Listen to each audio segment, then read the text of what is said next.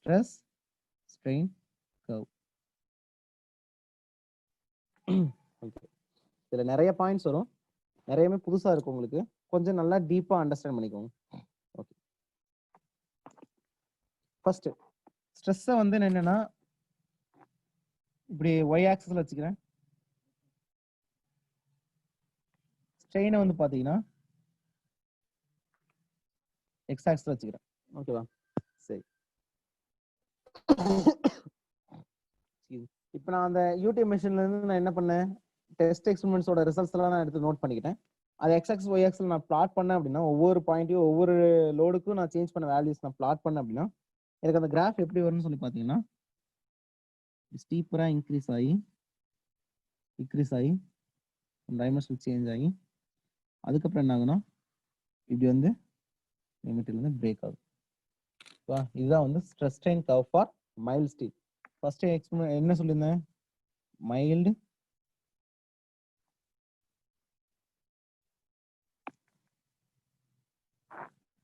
Okay MS steel, mild steel. ஓகேவா? Mild steel rod வேற என்ன சொல்லியிருந்தேன், யூடி மிஷின்ல axial load, okay tension, okay stress strain curve. ஓகேவா? மைல்ட் ஸ்டீல் ராடோட ஸ்ட்ரெஸ் ஸ்ட்ரெயின் கர்வ்.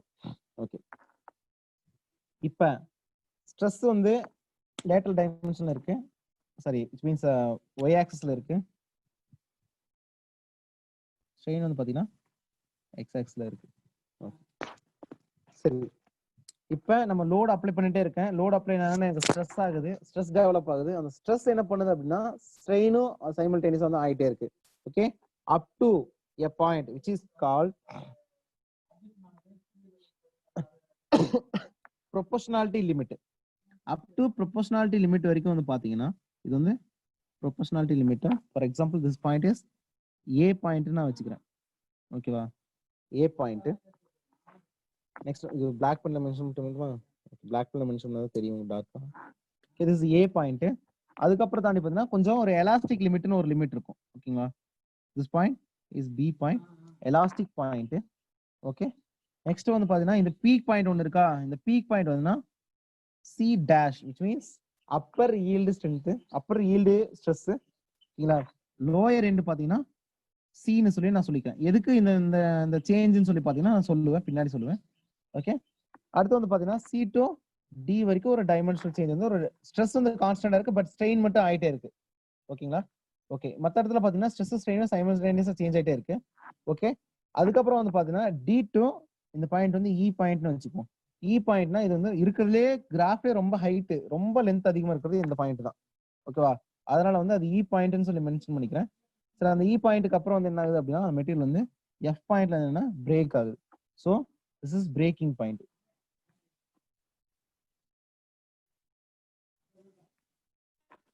பிரேக்கிங் வந்து நடக்குது. ஸோ இந்த பாயிண்ட் வந்து என்னன்னா டீனசிட்டி அப்படின்னு சொல்லி சொல்லுவோம். டீனசிட்டினா மேக்ஸிமம் ஸ்ட்ரெஸ், அல்டிமேட் ஸ்ட்ரெஸ் தான் வந்து என்னன்னா டீனசிட்டின்னு சொல்லுவோம். ஓகேவா? ஸோ இதோட வேல்யூஸ் வந்து பார்த்தீங்கன்னா எவ்வளோ பர்சன்டேஜ் வந்து சேஞ்ச் ஆகுதுன்னு சொல்லி பார்த்தீங்கன்னா இந்த டைமென்ஷனல் சேஞ்ச் வந்து ரேஞ்சில் வந்து பார்த்தீங்கன்னா எப்படி இருக்குன்னா இந்த சி பாயிண்ட் வந்து பார்த்தீங்கன்னா டோட்டலாகவே வந்து பார்த்தீங்கன்னா கான்ட்ரிபியூஷன் வந்து 1% தான் இருக்கும். ஸோ டோட்டல் ஸ்ட்ரெயின் வந்து 100% ஸ்ட்ரெயின் ஆகுதுன்னு வச்சுக்கோங்க, அதில் வந்து நெக்கிங் ஆகி பிரேக் ஆகுதுல்ல, அதில் வந்து அதோட வேல்யூஸ் வந்து பார்த்தீங்கன்னா இது வந்து 1%.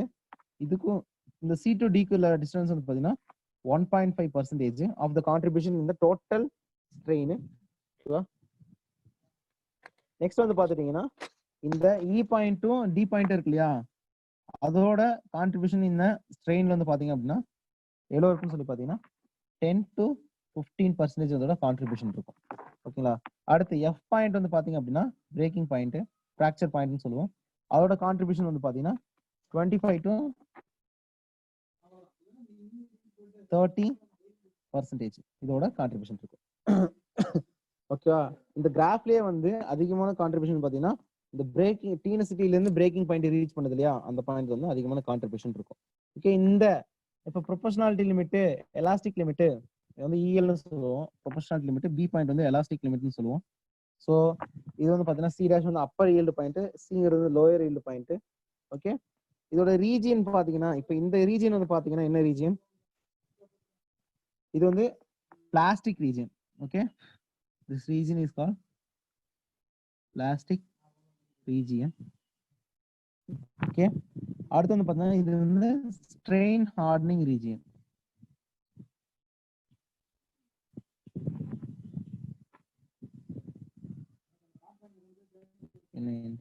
hardening region. Okay, இது என்னன்னா post ultimate region or necking region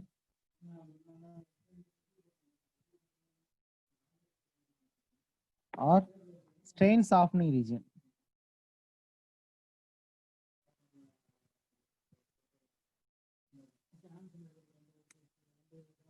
ஓகேவா, strain hardening னா இந்த ரீஜன் வந்து strain hardening region, strain softening region or necking region.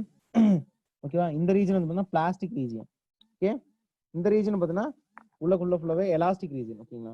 Okay, next இப்போ கம்ப்ளீட்டா நம்ம ஃபுல்லா வந்து ஸ்ட்ரெயின் எல்லாமே ஃபுல்லா கம்ப்ளீட்டா டிஸ்கஸ் பண்ணியாச்சு. ஓகே, ஸோ இதுல வந்து இப்போ அப்பர் ஈல்டு பாயிண்டோட வேல்யூ எவ்வளோ இருக்கும், டிசைன் பாயிண்ட் எங்க இருக்கும், அல்டிமேட் ஸ்ட்ரென்த்தோட வேல்யூ எவ்வளோ இருக்கும்னு சொல்லி பார்த்தீங்கன்னா this is sigma corresponding to that value வந்து பார்த்தீங்கன்னா ஃபார் எக்ஸாம்பிள் வந்து கொஞ்சம் இந்த கிராஃப் நல்லா வரைஞ்சிக்கோங்க.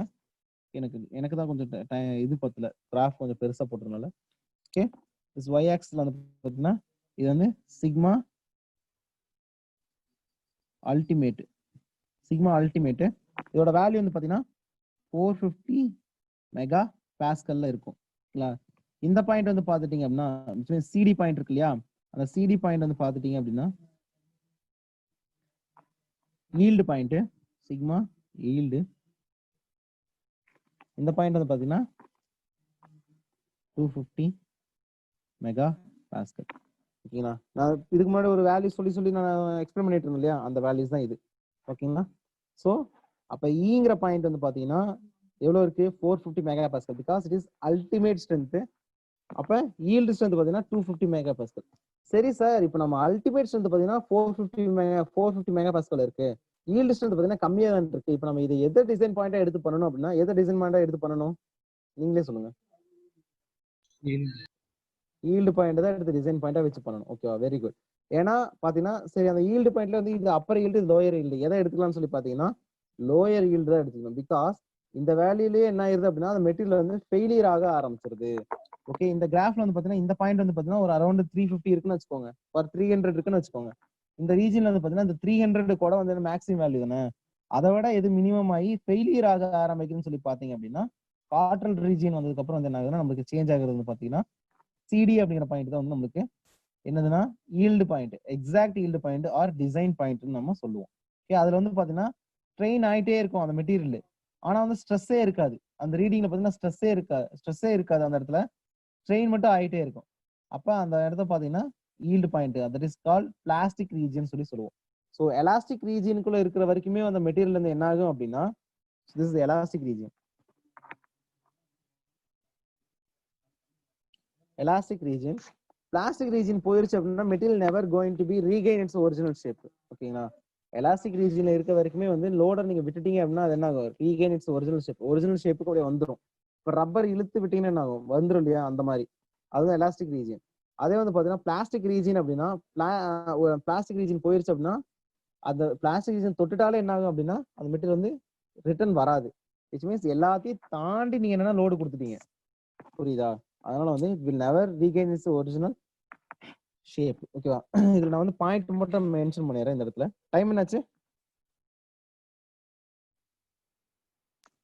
12:45 இன்னும் 42 சரி, இப்போ நான் அந்த பாயிண்ட் மட்டும் மென்ஷன் பண்ணிடுறேன்.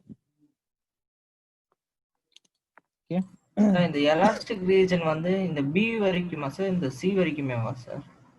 பி வரைக்கும் தான் வரும், சாரி பி வரைக்கும் தான் வரும்.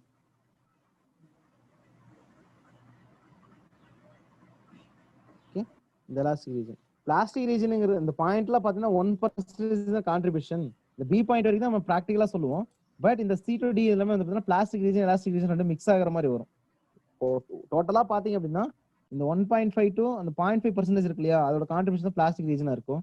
கம்ப்ளீட்டாவே என்னன்னா இந்த C to D பாயிண்ட் எல்லாமே வந்து பாத்தீங்கன்னா கம்ப்ளீட்டாவே A to C வரைக்குமே இருக்கிறது வந்து எலாஸ்டிக் ரீஜனுக்குள்ள தான் இருக்கும். பட் எக்ஸாக்ட்டா சொல்லணும் அப்படின்னா B பாயிண்ட் வரைக்கும் தான் எக்ஸாக்ட்டா வந்து என்னன்னா உங்களுக்கு எலாஸ்டிக் ரீஜன் இருக்கும். சரிங்களா? ஓகே. நெக்ஸ்ட் வந்து பாத்தீங்கன்னா A point is equal to proportionality limit. Okay.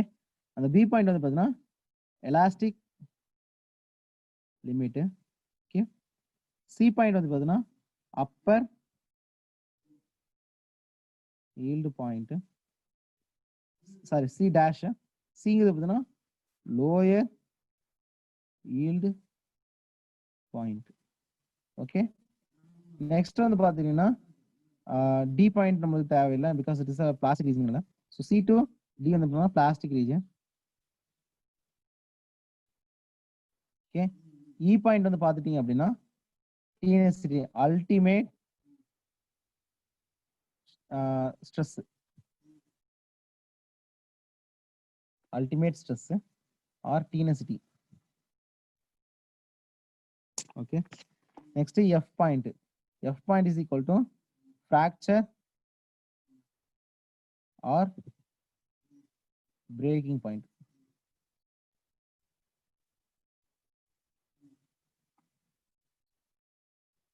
Yeah.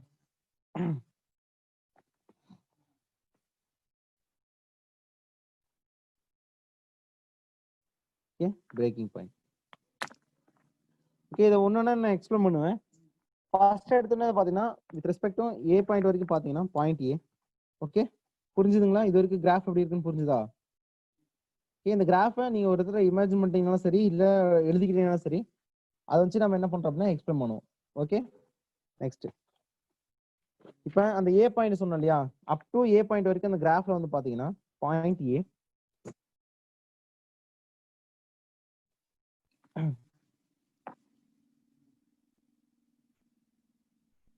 Point A பாத்துட்டீங்க அப்படின்னா அந்த கிராஃப்ல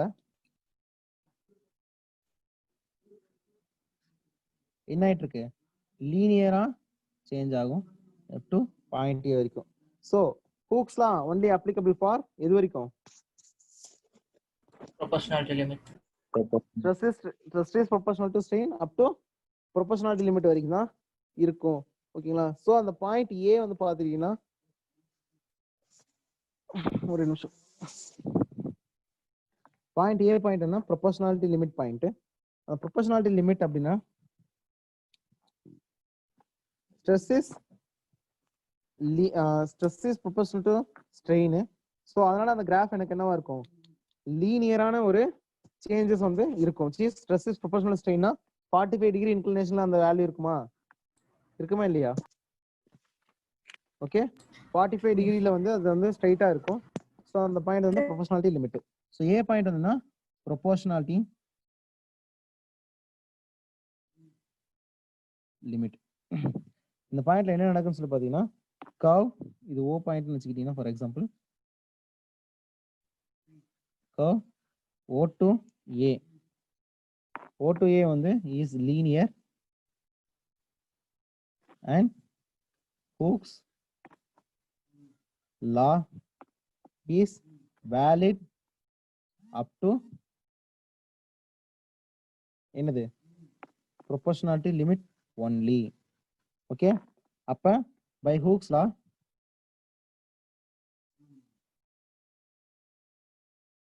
stress is proportional to strain.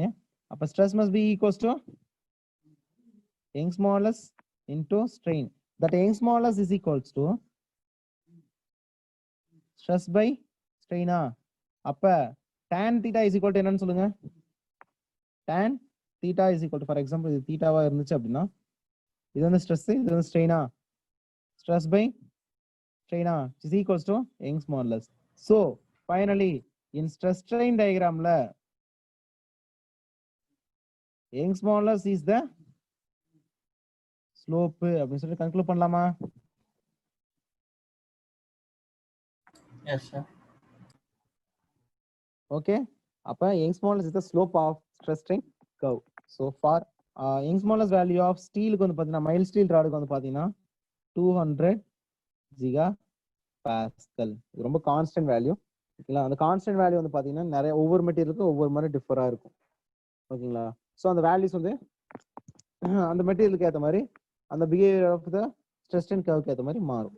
ஓகேங்களா, ஸோ நம்ம ப்ராப்ளம் சால்வ் பண்ணுறப்ப நிறைய மெட்டீரியலுக்கான யங் ஸ்மாலஸ்ட் வேல்யூஸ் வந்து நான் எல்லாத்தையும் எக்ஸ்பிளைன் பண்ணுறேன், கொடுக்குறேன், அப்போ நம்ம பார்த்துக்கலாம்.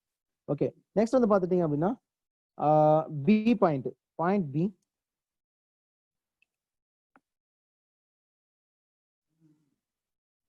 ஓகே, பாயிண்ட் பி என்ன பாயிண்ட் சொன்னேன்? எலாஸ்டிக் லிமிட்டா?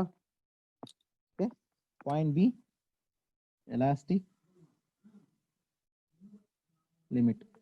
ஓகே, எலாஸ்டிக் லிமிட்ல என்ன பண்ணுதுன்னா இந்த மெட்டீரியல் வந்து if the material is deformed within the point B, then after removing the load it will regain its shape and size back.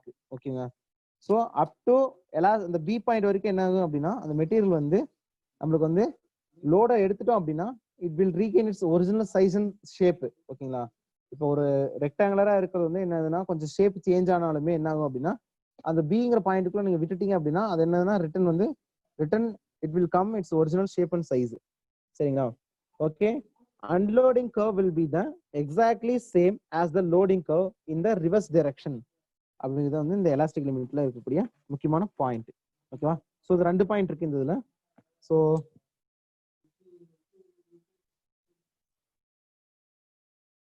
okay, so if the material is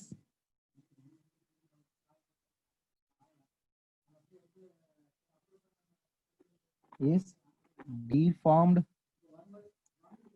with in the point B இருந்துச்சு அப்படின்னா then after removing the load it will regain its shape and size back. Okay, it will regain its shape and size back. Okay, second point பாத்தீங்கன்னா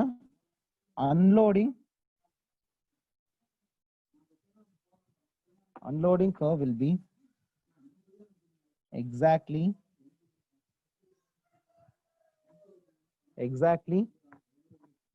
same as the loading curve in the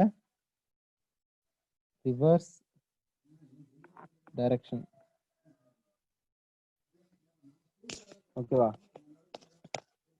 okay, தான் வந்து அந்த elastic point. Okay, next point அந்த C dash and C point நம்ம mention பண்ணணும். So அது ரெண்டுமே ஒரே மீனிங் தான், ஈல்டு பாயிண்ட் தான். ஸோ அதனால வந்து point C dash and C. Okay, C dash is called upper yield point and C is called lower yield point. என்னன்னா அந்த லோயர் ஈல்டு பாயிண்ட் நம்ம என்ன சொல்லுவோம், ஆக்சுவல் பாயிண்ட் ஆர் டிசைன் பாயிண்ட்னு சொல்லி நம்ம சொல்லுவோம். So the variation of stress அந்த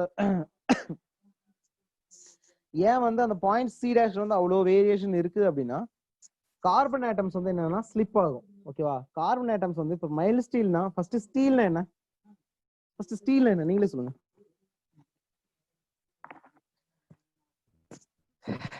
Iron with carbon. Very good.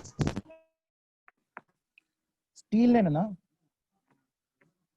Iron plus carbon வந்து கம்பைண்டா இருக்கும். அதே வந்து ஸ்டெயின்லெஸ் ஸ்டீல்னா என்ன, With chromium. அயன் கூட கார்பன் கூட குரோமியம் வந்து ஆட் ஆகும். ஓகேங்களா, ஸோ இதான் வந்து ஸ்டெயின்லெஸ் ஸ்டீல். அப்ப ஸ்டீல்னு அதுக்குள்ள என்ன இருக்கு, அயன்ங்கிறது வந்து பேரண்ட் ஆட்டம், அதுல வந்து இம்பியூரிட்டிஸ் ஆட் பண்றோம். அந்த இம்பியூரிட்டி தான் என்னன்னா கார்பன் ஆட்டம்ஸ். ஓகேங்களா, ஹைட்ரஜன் ஆட்டம் பெருசா கார்பன் ஆட்டம் பெருசா? Chemistry Carbon. கார்பன் ஆட்டம் பெருசா? Hydrogen, helium, lithium, beryllium, boron, carbon, nitrogen, oxygen. அதுக்கப்புறம் அயன் எங்க இருக்கு? அது எங்க ரெண்டாவது ரோல இருக்கு. ரெண்டாவது ரோல மூணாவது ரோலயே நம்ம இருக்கு. சார் ஹைட்ரஜன் பெருசா கார்பன் பெருசான்னு கேட்டீங்க. ஹைட்ரஜன் இல்ல, ஹைட்ரஜனே கேட்டேன், அயன். சாரி ஹைட்ரஜன் கேட்டீங்க. சாரி அயன் தான் நீங்க பேசிட்டு இருந்தோம். சரி ஓகே. அயன் ஆட்டம் பெருசா கார்பன் ஆட்டம் பெருசா? அயன் ஆட்டம் தான் பெருசு. ஸோ அயன் ஆட்டமோட சைஸ் வந்து ரொம்ப பெருசு. கார்பன் ஆட்டம் சைஸ் வந்து சின்னதா இருக்கிறதுனால அது என்ன ஆகுதுன்னு சொல்லி பாத்தீங்கன்னா ரொம்ப நிறைய சொல்லிடுவேன். ஸோ ஜஸ்ட் என்னன்னு மட்டும் சொல்றேன் பாருங்க, ஓகேவா? ஸோ இதான் வந்து அந்த கிறிஸ்டல் ஸ்ட்ரக்சர் எப்படி இருக்குன்னா, இது அயன் ஆட்டம், இது வந்து கார்பன் ஆட்டம். ஓகே, ஸோ நிறைய அயன் ஆட்டம் என்ன ஆகுதுன்னா அப்படியே வந்து ஜாயிண்டா கம்பைண்டா இருக்கும், ஓகேவா? ஓகே, இந்த ஆட்டமோட கேப்ல வந்து என்ன இன்டர்ஸ்டிஷியல் சைட்ல வந்து என்னன்னா கார்பன் ஆட்டம் போய் உட்காந்துக்கும். சரியா? இது கார்பன் ஆட்டம் வந்து உட்காந்துக்கும். இது வந்து iron atom. Okay, this is iron atom. Okay, இப்போ நான் என்ன பண்றேன் அப்படின்னா லோடு கொடுத்து என்ன பண்றேன்னா ஸ்லிப்பிங் நடக்கும். ஓகே, ஸ்லிப்பிங் நடக்கும். ஸ்லிப்பிங் நடந்ததுக்கு அப்புறம் தான் என்ன ஆகும் அப்படின்னா, ஸ்லிப்பிங் மீன்ஸ் இந்த நான் லோடு அப்ளை பண்றேன்னா, லோடு அப்ளை பண்றதுனால இந்த ஆட்டம்ஸோட கிறிஸ்டல் லாட்டிஸ் வந்து பாத்தீங்கன்னா என்னன்னா ஒன்னோட ஒன்னு வந்து ஓவர்லாப் ஆகி நகரும். அப்படி நகரப்ப என்ன ஆகுன்னு சொல்லி பாத்தீங்கன்னா, இந்த கார்பன் ஆட்டம்ஸ்ல இருக்கு இல்லையா, கார்பன் ஆட்டம்ஸ்ல வந்து என்ன ஆகும் அப்படின்னு சொன்னா ஒரே இடத்துல வந்து அப்படியே பல்ஜ் ஆயிரும். ஓகே, என்னன்னா பிகாஸ் ஆஃப் த ஸ்லிப். இது நிறைய சொல்லிடுவேன், மெட்டீரியல் சயின்ஸ் சார் நடத்துறப்ப உங்களுக்கு நிறைய புரியும் உங்களுக்கு. ஓகே, இங்க என்ன ஆகுதுன்னு சொல்லி பாத்தீங்க அப்படின்னா கார்பன் ஆட்டம்ஸ்ல வந்து ஒரே இடத்துல வந்து இப்படி பல்ஜ் ஆயிரும். ஓகே, ஒரு பாயிண்ட்ல அப்படி பல்ஜ் ஆயிருச்சு அப்படின்னா கார்பன் எல்லாமே ஒன்னா சேர்ந்துருச்சு அப்படின்னா அந்த இடத்துல வந்து அதிகமான இம்பியூரிட்டிஸ் சேர்ந்த உடனே அது என்ன ஆகுதுன்னா அந்த இடத்த வந்து இன்னும் ஸ்ட்ராங்கா வந்து மெயின்டைன் பண்ணும். இட் மீன்ஸ் இந்த இடத்துல ஒரு இன்டர்ஸ்டிஷியல் சைட்டா, அதே மாதிரி இங்க வந்து பாத்தீங்கன்னா ஒரு கார்பன் ஆட்டம்ஸ் வந்து பல்ஜ் ஆயிரும். இந்த மாதிரி நிறைய ஆட்டம்ஸ் வந்து என்னன்னா டக்குன்னு கார்பன் ஆட்டம்ஸ் வந்து இன்டர்ஸ்டிஷியல் சைட்ல வந்து பாண்டா மேக் பண்ணிக்கிறதுனால ஓகே அந்த பாண்டா வந்து பிரேக் பண்றது வந்து கொஞ்சம் கஷ்டம். ஓகேவா? அந்த பாண்டை பிரேக் பண்றதுக்கு என்ன பண்ணணும் அப்படின்னா நார்மலா கொடுத்த லோட விட, ஓகேவா, ஒரு நிமிஷம் இருங்க, அந்த டயக்ராம் காமிக்கிறேன். இங்க அந்த ஸ்ட்ரெஸ் டயக்ராம். நார்மலா கொடுத்த அந்த ஸ்ட்ரெஸ் லோட விட அதிகமான லோடு கொடுத்து தான் என்ன பண்ணுவோம், அந்த காற்றல் அட்மாஸ்பியர், அது பேர் என்னன்னா காற்றல் அட்மாஸ்பியர்னு சொல்லுவாங்க. கார்பன் ஆட்டம்ஸ் வந்து ஒரு இடத்துல வந்து உட்காந்துரும். ஓகேங்களா? அந்த காற்றல் அட்மாஸ்பியரை வந்து நான் என்ன பண்றது, பிரேக் பண்றதுக்காக வந்து என்னன்னா நான் வந்து ஒரு அதிகமான லோடு கொடுத்து என்ன பண்ணுன்னா என்ன பண்ணுது மெட்டீரியல் வந்து எக்ஸ்கியூஸ் மீ, மெட்டீரியல் வந்து என்னன்னா அதிகமா டிஃபார்ம் ஆகாம, டிஃபார்மேஷன் வந்து என்னன்னா அந்த கார்பன் அட்மாஸ்பியரை தாண்டி என்ன பிரேக் பண்ணி என்ன ஆகுது அப்படின்னா எனக்கு வந்து அந்த பாயிண்ட் வந்து நான் தாண்டி போகணும். ஓகேவா? அப்ப அந்த பாயிண்ட் தாண்டறதுக்கு வந்து அதிகமான லோடு எனக்கு தேவைப்படுது. ஓகே, சரி சார், இப்போ நீங்க அந்த காற்று அட்மாஸ்பியர் தாண்டினதுக்கு அப்புறம் என்னாச்சு அப்படின்னா சடனா வந்து அந்த கர்வ் ஏன் டிக்ரீஸ் ஆகுதுன்னு சொல்லி கேட்டீங்க அப்படின்னா, ஏன் அந்த கர்வ் டிக்ரீஸ் ஆகுதுன்னு சொல்லி கேட்டீங்க அப்படின்னா சடனா வந்து இந்த கார்பன் ஆட்டம்ஸையும் நான் என்ன தாண்டி வந்து அதிகமா லோடு கொடுத்தனா அந்த காற்று அட்மாஸ்பியர் எனக்கு என்ன பிரேக் ஆகி என்ன ஆகும், கார்பன் ஆட்டம்ஸ் வந்து கம்மியாயிரும். ஓகேங்களா? சோ இப்போ ஒரு இடத்துல வந்து 10 பேர் இடத்துல வந்து ஒரு 8 பேர் வந்து ஒரு கூட்டமா சேர்ந்து ஒரு கார்பன் அட்மாஸ்பியர் கிரியேட் பண்ணிட்டாங்கன்னா ரிமைனிங் மீதி எவ்வளவு ஆட்டம் இருக்கு, அந்த 2 ஆட்டம்ஸ் ஆஃப் கார்பன்ஸ் மட்டும் தான் இருக்கு. அந்த 2 கார்பன் ஆட்டம்ஸ் வந்து என்ன பண்ணுது அப்படின்னா நான் அந்த கொடுத்த லோடு வந்து ஹையரா இருக்கனால அது வந்து ஈஸியா வந்து என்ன ஆகுதுன்னா பிரேக் ஆயிருது. ஸோ அந்த கார்பன் ஆட்டமோட பாண்டு வந்து எனக்கு பிரேக் ஆகி எனக்கு என்ன ஆகுது அப்படின்னா ஸோ அந்த கிராஃப் வந்து ஸ்ட்ரெஸ் வேல்யூ வந்து குறைஞ்சிட்டே வருது. ஓகே, அந்த மினிமம் ஸ்ட்ரெஸ் வேல்யூக்கே எனக்கு மினிமம் லோடுக்கே எனக்கு என்ன ஆகுது அப்படின்னா அந்த ஸ்ட்ரெயின் வேல்யூ வந்து கண்டினியூஸா நடந்துகிட்டே இருக்கு. ஓகேவா? ஸ்லிப்பிங் வந்து ஸ்ட்ரெயினுக்காகவும் அந்த ஆட்டம்ஸ் வந்து லோடு அதிகமா வித்ஸ்டாண்ட் பண்றது வந்து ஸ்ட்ரெஸ்ஸுக்கு வந்து ரெஸ்பான்சிபிளா இருக்கு. சரிங்களா? அப்படிதான் வந்து என்னன்னா இந்த சி பாயிண்ட்டும் சி டேஷ் பாயிண்ட்டும் இதோட வேரியேஷன் வந்து காமிக்க முடியும். ஓகேங்களா? ஸோ வந்து நீங்க அங்க படிக்கிறப்ப டீட்டெயிலா படிச்சுக்கீங்க. இப்போதைக்கு என்ன தெரிஞ்சுக்கணும்னா C is Appar yield point, C dash is upper yield point, C is lower yield point. Okay, so the variation of stress at point C dash is due to slipping of carbon atoms in the என்னது crystal lattice. ஓகேங்களா? So அதுக்கப்புறம் என்ன ஆகுதுன்னா அந்த C டேஷ்ல இருந்து C dash வந்து குறைஞ்சு என்ன ஆகுதுன்னா அந்த காற்று அட்மாஸ்பியர் குறைஞ்சு அதனால அதுக்கப்புறம் என்ன ஆகும் அப்படின்னா நம்மளுக்கு வந்து கண்டினியூஸா வந்து சிக்கு அப்புறம் வந்து கண்டினியூஸா வந்து அந்த மெட்டீரியல் வந்து ஃபெயிலியர் ஆயிட்டே இருக்கும் அட் கான்ஸ்டன்ட் லோட்லயே. ஓகேங்களா? கான்ஸ்டன்ட் லோடிங் நம்மளுக்கு என்னன்னா அந்த மெட்டீரியல் வந்து ஃபெயிலியர் ஆயிட்டே இருக்கும். அந்த ரீஜன் வந்து பாத்தீங்கன்னா பிளாஸ்டிக் ரீஜன், பிளாஸ்டிக் ஜோன் சொல்லுவோம். அங்க வந்து என்ன நடக்கும் சொல்லி பின்னாடி பார்ப்போம். ஓகே, அதுக்குள்ள வந்துட்டு இந்த பிட்வீன்ல வந்து பாத்தீங்கன்னா இந்த கார்பன் ஆட்டம்ஸ் வந்து ஒரு இடத்துல பல்ஜ் ஆயிரும். அந்த பல்ஜ் ஆகுறது பேர் என்ன, காற்று அட்மாஸ்பியர்.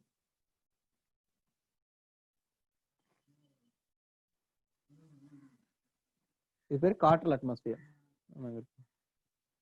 ஓகே, இந்த கார்டல் அட்மாஸ்பியர் வந்து பாத்துட்டீங்க அப்படின்னா கார்பன் ஐட்டம்ஸ் குரூப்பா வந்து ஒரு இடத்துல வந்து அமைஞ்சு நம்மளுக்கு அந்த ரெசிஸ்டன்ஸ் அந்த லோடு கொடுத்து வந்து ரெசிஸ்ட் பண்ணிட்டே இருக்கும். ஓகே, அதுக்கப்புறம் நம்ம என்ன பண்றோம் அப்படின்னா அதையும் தாண்டி நம்ம லோடு கொடுக்குறப்ப என்னன்னா அந்த மெட்டீரியல் வந்து இன்னும் வந்து ஷேப் பண்ணது விச் மீன்ஸ் அதிகமாக ஸ்ட்ரெயின் ஆகிட்டு ஃபார் கான்ஸ்டன்ட் வேல்யூக்கு வந்து கான்ஸ்டன்ட் லோட் வேல்யூக்கு வந்து மெயின்டைன் ஆகிட்டே இருக்கும். ஸோ இதை வந்து என்னன்னா அது C to C dash point. Okay, C dash is called upper yield point. Okay, C dash is upper yield point and C dash C point is lower yield point. Okay, or design point நம்ம சொல்லுவோம், design or actual point. Okay, okay. Next இப்போ இதுக்கப்புறம் வந்து பாத்தீங்கன்னா சரி அந்த C டேஷ்க்கும் சிக்குள்ள variation எப்படி காமிக்கிறதுன்னு சொல்லுங்க. பிகாஸ் ஆஃப் அந்த carbon slipping of carbon atom. So the variation of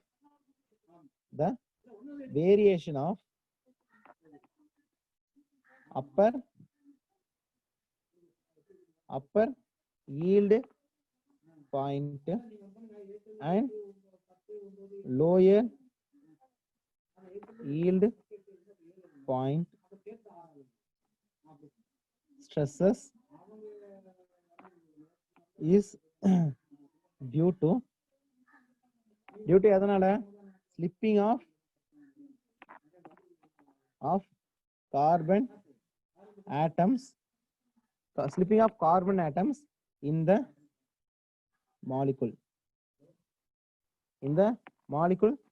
molecular structure or in bracket crystal lattice. Okay, on the crystal lattice of steel. ஓகேவா, crystal lattice of steel.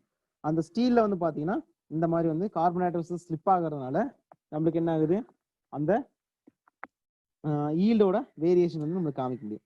அப்ப carbon atoms slip ஆகி அந்த variation காமிக்குது இல்லையா, அந்த பாயிண்டே நம்மளுக்கு என்ன ஆயிரும் அப்படின்னா மெட்டீரியல் வந்து ஃபெயிலியர் ஆக ஆரம்பிக்குது அப்படின்னு அர்த்தம். ஓகேவா, அந்த வேல்யூ வந்து பாத்தீங்கன்னா அந்த கார்பன் அட்மாஸ்பியர் பிரேக் பண்றதுக்கு வந்து 300 மெகா பாஸ்கல் யூஸ் பண்ணீங்க அப்படின்னா அந்த ஈல்டு பாயிண்ட் ஒரு வேல்யூ வந்து மெயின்டைன் ஆயிட்டே இருக்குல்ல, அந்த கிராஃப் வந்து டிக்ரீஸ் ஆன பாயிண்ட் அந்த C dash to C point, அந்த C பாயிண்ட் நம்ம என்ன பாயிண்ட் எடுத்துக்கணும், டிசைன் பாயிண்ட் எடுக்கணும். That point value is equal to 20 mega pascal, 250 mega pascal. அந்த 250 மெகா பாஸ்கல் தான் நம்ம இதுக்கு டிசைன் பாயிண்ட்டுக்கு நம்ம யூஸ் பண்ணிக்கணும். ஸோ அண்ட் C டேஷ்ல வந்து என்ன ஆகுது அப்படின்னா C dash பாயிண்ட்ல at C dash point at which yielding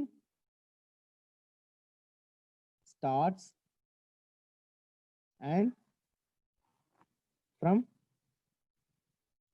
point C point வந்து எனக்கு என்ன ஆகுது அப்படின்னா எனக்கு என்ன ஆகுது, it will continue. will continue. Next அந்த region C to D region இருக்கு இல்லையா, இது வந்து பாயிண்ட்ல இது ரீஜியன் C to Dங்கிற ரீஜியன். C to Dங்கிற ரீஜியன் என்ன ரீஜியன் நான் சொன்னேன், plastic region or plastic zone. Okay, plastic zone. இங்க என்ன நடக்குதுன்னு சொல்லி பாத்தீங்க அப்படின்னா it is called plastic deformation takes place. Okay, இந்த பாயிண்ட் வந்து plastic deformation takes place because of non-increment. There is no any increment in the stress value, but strain is increasing drastically, which means automatically increasing in a larger value. And the point which mild steel behaves plastic behavior, that point is called yield point or design point அப்படின்னு சொல்லி நம்ம சொல்லுவோம். அந்த point என்ன point, அந்த point C pointing. Okay, whenever the object the material is behaving, the mild steel rod is behaves as a plastic material, like which means plastic material it will never regain its original shape. Yeah, so in plastic region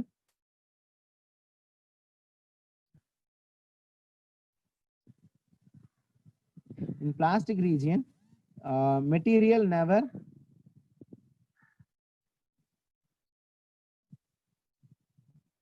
sorry ஒரு நிமிஷம் கொஞ்சம் டார்க்கா இருக்கு. Material never regain its original shape and size back when we removing the load. Okay, okay, that region is called plastic zone or plastic region. Okay, இந்த region வந்து என்ன ஆகுதுன்னு சொல்லிட்டு பாத்தீங்கன்னா for a smaller value, sorry, என்னது for a constant value of stress value க்கு வந்து strain is increasing automatically அப்படிங்கறது வந்து அந்த region. ஓகேங்களா? Okay, excuse me. இந்த பாயிண்ட்ல வந்து பாத்துட்டீங்கன்னா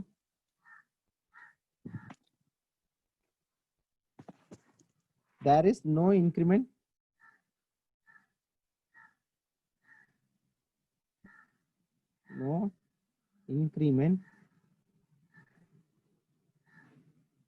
in stress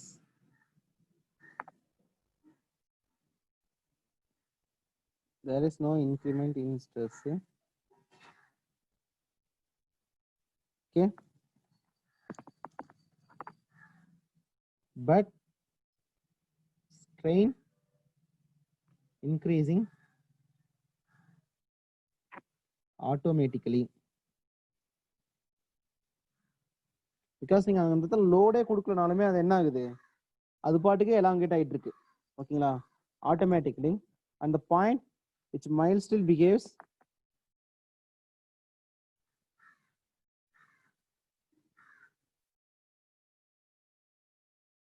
and the point mild still behaves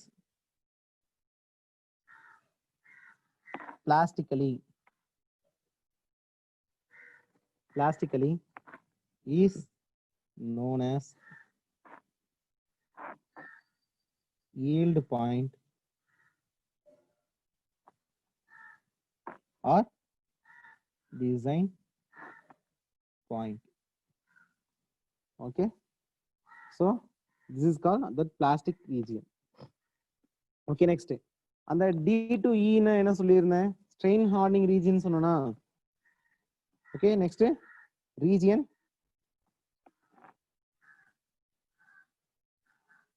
D to E. D to E region வந்து பாத்துட்டீங்கன்னா நமக்கு strain hardening region. அந்த strain hardening region நமக்கு அந்த மெட்டீரியல் என்ன ஆகும், மெட்டீரியல் வந்து ஸ்ட்ரெஸ் வேல்யூ என்ன ஆயிட்டு இருக்கு, increase ஆயிட்டு இருக்கு, and strain value also simultaneously increasing, and it is reaching a E point. That E point is called ultimate stress point. That ultimate stress point is also called a tenacity. ஓகேங்களா? it is due to எதனாலன்னு சொல்லி பாத்தீங்க அப்படின்னா randomness of molecules in the structure of the steel. ஓகேங்களா? நார்மலா வந்து என்னன்னா நார்மலா வந்து இனிஷியலா வந்து அயன் அண்ட் கார்பன் ஆட்டம்ஸ் வந்து கிறிஸ்டல் லாட்டிஸ் வந்து ஈவனா வந்து பிளேஸ் ஆயிருக்கு because it is homogeneous and isotropic சொல்லிட்டேன். ஓகேங்களா? அந்த மெட்டீரியல் நான் எடுத்து அசம்ஷன் மேக் பண்ணதுனால எனக்கு என்ன ஆகுது அப்படின்னு சொல்லி பாத்தீங்கன்னா, இப்போ நான் வந்து அதோட ஸ்ட்ரக்சரை வந்து என்ன பண்ணிருக்கேன்னா கிறிஸ்டல் லாட்டிஸோட பிஹேவியர் வந்து நான் சேஞ்ச் பண்ணிருக்கேன். விச் மீன்ஸ் காற்று அட்மாஸ்பியர் கார்பன் ஆட்டம்ஸ் நான் இன்னும் ஸ்லிப்பிங் அக்கர் ஆகாதனால சேஞ்ச் ஆயிருக்கு. ஸோ அந்த D to E பாயிண்ட் வந்து என்ன ஆகுதுன்னா எனக்கு வந்து மாலிகூல்ஸோட ஸ்ட்ரக்சர் வந்து என்ன ஆகுதுன்னா கொஞ்சம் சேஞ்சஸ் நடந்திருக்கு. அந்த சேஞ்சஸ்னால என்ன ஆகுதுன்னு சொல்லி பாத்தீங்கன்னா அந்த ரேண்டம்னஸ் கிரியேட் ஆகுது. ரேண்டம்னஸ் மீன்ஸ் அயன் சைடு ஒரு ஃபுல்லா சைடு ஒரு சைடா மாறிடும், இல்ல வந்து கார்பன் வந்து ஒரு சைடாவோ இல்ல சேஞ்ச் ஆகுறதுனால எனக்கு என்ன ஆகுதுன்னா ஒரு ரேண்டம்னஸ் கிடைக்குது. விச் மீன்ஸ் ஃபார் எக்ஸாம்பிள் வந்து பாத்தீங்கன்னா கார்பன் ஆட்டம்ஸ்ல ஒரு இடத்துல போற மாதிரியும், கார்பன் ஆட்டம்ஸ் அயன் ஆட்டம்ஸ்ல ஒரு குரூப் ஆகும், இல்ல அயன் ஆட்டம்ஸ்ல ஒரு சைட்லயும் இல்ல ஒரு கார்பன் ஆட்டம்ஸ்ல ஒரு சைட்லயும் போறதுனால நமக்கு என்ன ஆகுதுன்னா ரேண்டம்னஸ் டெவலப் ஆகுது. அண்ட் டியூ டு தட் ரேண்டம்னஸ்னால எனக்கு என்ன ஆகுதுன்னு சொல்லி பாத்துட்டீங்க அப்படின்னா எனக்கு வந்து அதோட ஸ்ட்ரென்த் வந்து இன்னும் அதிகமாயிருது. ஓகே, அவ்வளோ ஸ்ட்ரென்த் வேல்யூ என்னன்னா இன்க்ரீஸ் ஆயிட்டே போகுது. Because of the strain hardening ரீஜியன்னால எனக்கு என்ன ஆகுது அப்படின்னா stiffness of the material also இன்க்ரீசிங். ஸோ அப்போ வந்து ரெசிஸ்டன்ஸ் வந்து எனக்கு என்ன ஆகுது, ரெசிஸ்ட் பண்ணிட்டே இருக்கு. சாரி, டிஃபார்மேஷன் எனக்கு என்ன ஆகுதுன்னா ரெசிஸ்ட் பண்ணிட்டே இருக்குது. அந்த டிஃபார்மேஷன் ரெசிஸ்ட் பண்றதுனால அந்த ரீஜன் ஃபுல்லா வந்து ஸ்டிஃப்னஸ் வந்து அதிகமா இருக்கும். ஓகேங்களா? ஃபார் எக்ஸாம்பிள் வந்து பாத்தீங்கன்னா நார்மலா வந்து ஒரு சைக்கிள் வந்து என்னன்னா அரேஞ்ச் லீனியரா வந்து ஒரு இடத்துல அரேஞ்ச் ஆயிருக்குன்னு வச்சுக்கோங்க. ஒரு 100 சைக்கிள் வந்து ஆர்டரா அரேஞ்ச் பண்ணிருக்காங்க. ஓகேவா? அதை நீங்க என்ன பண்ணிருக்கீங்கன்னா ஒரு லோடு கொடுத்து என்ன பண்ணி இனிஷியலா வந்து ஒரு சைக்கிள் தள்ளி விட்டீங்க. ஓகேவா. அதனால வந்து டோட்டல் சிஸ்டமே எனக்கு என்ன இருக்கு, கொலாப்ஸ் ஆயிருக்கு. ஓகேவா. இப்ப இந்த சிஸ்டம் நார்மலா பாக்குறதுக்கும் இப்ப இருக்கிற அந்த ஒரு ரேண்டம்னஸ்க்கு உள்ள வித்தியாசம் உங்களுக்கு புரியுதா? அப்படி இருக்கிற ஒரு ஆட்டம் ஸ்ட்ரக்சர்ல வந்து பாத்தீங்கன்னா உங்களால வந்து ஈஸியா வந்து ஒரு அரேஞ்ச்மெண்ட் ஈஸியா ஃபாலோ பண்ண முடியுமா? ப்ராப்பரான ஒரு சைக்கிள் ஃபாலோ ஆகுமா? விச் மீன்ஸ் ஒன்னு இந்த சைடு ஒரு பேட்டர்ன் மேல இன்னொரு இது அது சரி ஒரு ரேண்டம்னஸ் வந்து கிரியேட் ஆயிரும். அந்த ரேண்டம்னஸ் கிரியேட் ஆயிருச்சு அப்படின்னா நம்மளால என்ன பண்ண முடியாது, ஈஸியா வந்து அந்த மெட்டீரியலோட ஸ்ட்ரெயினை வந்து நம்மளால அப்சர்வ் பண்ண முடியாது. So we have to give a maximum load. that load is called, அந்த லோடு வந்து அதிகமான லோடு ஆக்ட் ஆகுறதுனால நமக்கு அந்த இடத்துல வந்து அதிகமான ஸ்ட்ரெஸ் வந்து டெவலப் ஆகும். அந்த பாயிண்ட் தான் என்னன்னா அல்டிமேட் ஸ்ட்ரெஸ் பாயிண்ட். ஓகேவா. ஸோ இந்த ரீஜன் என்ன ஆகுது அப்படின்னா டெவலப் ஆயிட்டே இருக்கு. ஸோ இந்த ரீஜன் வந்து பாத்துட்டீங்க அப்படின்னா due to randomness of molecules, this is called strain hardening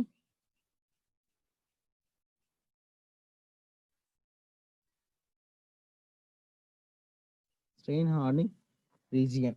so இந்த ஸ்ட்ரெயின் ஹார்டனிங் ரீஜன் வந்து பாத்துட்டீங்க அப்படின்னா போர்டு நல்லா தெரியுதுங்களா? தெரியுதா?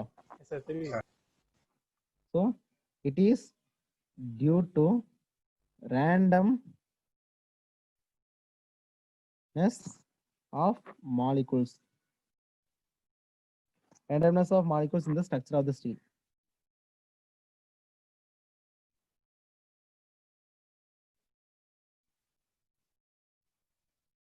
ஓகே. இனிஷியலா வந்து செட்டப் இப்படி இருந்திருக்கும், இனிஷியலா ஸ்ட்ரக்சரு. இப்போ நான் வந்து என்னன்னா ஸ்ட்ரெயின் ஈல்டு பாயிண்ட்லாம் தாண்டி வந்ததுக்கு அப்புறம் என்ன ஆகும் அப்படின்னா ஒரு மெட்டீரியலோட பிஹேவியர் வந்து என்னன்னா சேஞ்ச் ஆயிரும். ஓகேங்களா. ஃபார் எக்ஸாம்பிள் இப்படி மாறி இருக்கும். ஓகேங்களா. ஸோ இதோட ஸ்ட்ரக்சர் இப்படி இருந்துச்சு அப்படின்னா இதோட ஸ்ட்ரக்சர் இப்படி ஃபாலோ ஆகுது. ஓகேவா. இதோட ஸ்ட்ரக்சர் வந்து என்னன்னா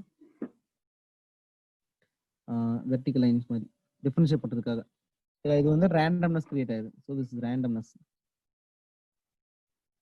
ஸோ ரேண்டம்னஸ் வந்துருது.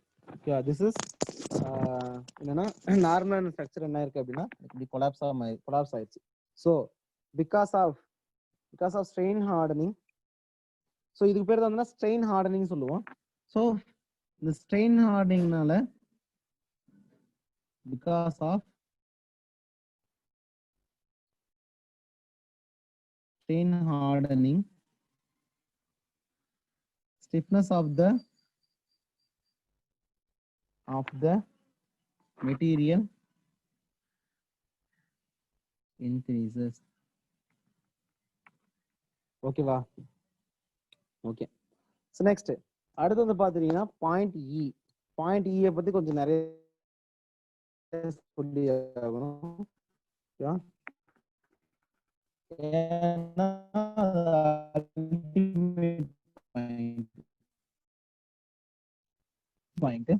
அந்த இ பாயிண்ட்ல வந்து பாத்தீங்கன்னா நம்ம அல்டிமேட் ஸ்ட்ரெஸ் பாயிண்ட். ஓகே. இந்த அல்டிமேட் ஸ்ட்ரெஸ்ல வந்து பாத்தீங்கன்னா it is the maximum value of stress. Okay.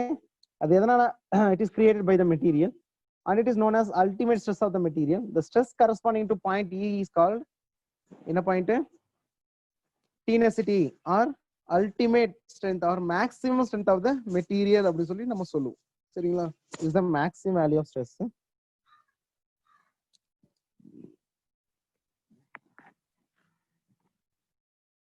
It is the maximum value of stress. So it is known as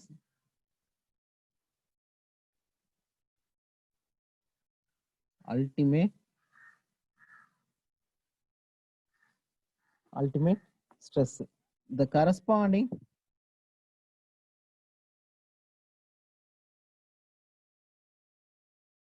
stress at point E, okay, is known as maximum strength of the material.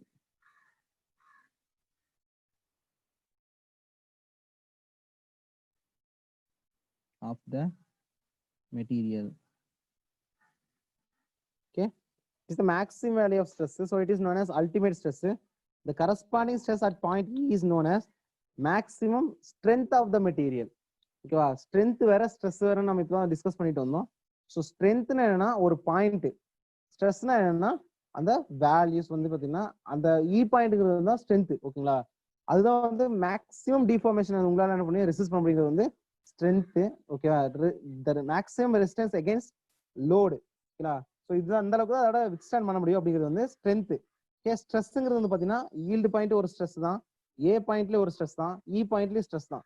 ஓகேங்களா, ஆனா strength of the material சொல்லி பாத்தீங்க அப்படின்னா எது அந்த 450 அப்படிங்கிறது the maximum load can be withstand by the material is called strength. Okay, அது வந்து பாத்தீங்கன்னா ultimate strength of the material சொல்லி நம்ம சொல்லலாம். சரிங்களா, நெக்ஸ்ட் வந்து பாத்துட்டீங்க அப்படின்னா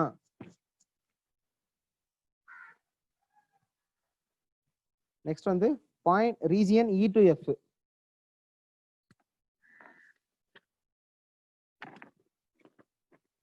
okay, next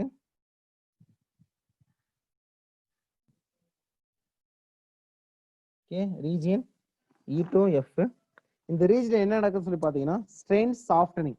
strain softening region வந்து பாத்தீங்கன்னா undergoes a huge permanent deformation நடக்கும் in order to resist the little loading. Load நீங்க கம்மியா கொடுத்தீங்கனாலும் கூட அது என்னன்னா ஹியூஜ் டிஃபார்மேஷன் நடக்கும். சரிங்களா, ஓகே, இது வந்து ஸ்ட்ரெயின் சாஃப்டனிங் ரீஜன் நம்ம சொல்லுவோம். Okay,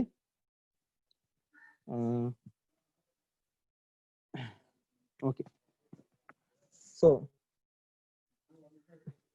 at point E to F region, so strain softening region, strain softening region, though the strain softening region material in போட்டுக்கோ, in strain softening region material undergoes huge permanent deformation in order to resist little loading. Okay, அப்ப வந்து smaller லோடுக்கு என்ன ஆகுது அப்படின்னா larger deformation occur ஆகுது. ஓகேவா, okay, அது வந்து என்னன்னா ஸ்ட்ரெயின் சாஃப்டனிங் ரீஜன் சொல்லி நம்ம சொல்லுவோம். சரிங்களா, okay, next point F. Point F point என்ன பாயிண்ட் சொல்லியிருந்தோம்? fracture point or breaking point. ஓகேங்களா, so it is the point at which fracture occurs. fracture occur point, exact point வந்து பாத்தீங்கன்னா பாயிண்ட் எஃப்ங்கிறது வந்து அதோட fracture point. so okay, carbon content increase ஆச்சு அப்படின்னா ductility என்ன ஆகும்? என்ன ஆகும்? decrease ஆகும். brittleness increase ஆகும். ஓகே, brittleness increase ஆகும். strength என்ன ஆகும்? increase ஆகும். அதே வந்து பாத்தீங்கன்னா toughness சடனா பிரேக் ஆயிடுச்சுன்னா அது என்னது ரொம்ப லோடு தாங்கல, அதனால வந்து டஃப்னஸ் கம்மி ஆயிரும். ஓகே, ஹார்ட்னஸ் என்ன ஆகும்? இன்க்ரீஸ் ஆகும். ஸ்டிஃப்னஸ்னா என்ன? மெட்டீரியலோட டிஃபார்மேஷனை ரெசிஸ்ட் பண்றது. அப்ப டிஃபார்மேஷன் வந்து என்ன ஆகும்? கம்மி ஆயிரும். Because it is brittleness increase ஆகுறதுனால ஸ்டிஃப்னஸ் ஆல்சோ இன்க்ரீசிங். ஓகே, அப்ப மேலிபிலிட்டி என்ன ஆகும்? மேலிபிலிட்டின்னா என்ன? டிக்ரீஸ் ஆகும். Because ductile nature. கம்பி மாதிரி மாத்துறது. ஓகேவா, இப்ப வந்து கோல்டு வந்து நம்ம கோல்டோட மேலிபிலிட்டி இருக்கிறதுலே என்ன இருக்கும்? ரொம்ப ரொம்ப அதிகமா இருக்கும். ஓகேவா, மேலிபிலிட்டி வேற, டக்டிலிட்டி வேற. ஓகேவா, மேலிபிலிட்டி டக்டிலிட்டி வெவ்வேறு. சரிங்களா, சோ எனக்கு என்ன ஆகுதுன்னா டக்டிலிட்டி அண்ட் மேலிபிலிட்டி டிக்ரீஸ் ஆகுது. அதே மாதிரி ஒரு நிமிஷம், ஓகே நெக்ஸ்ட் அப்ப ஃப்ராக்சர் பாயிண்ட் என்ன ஆகும் ஸோ இட் இஸ் ஹார்ட்னஸ் என்ன ஓகே ஹார்ட்னஸ் நம்ம டிஸ்கஸ் பண்ணியாச்சு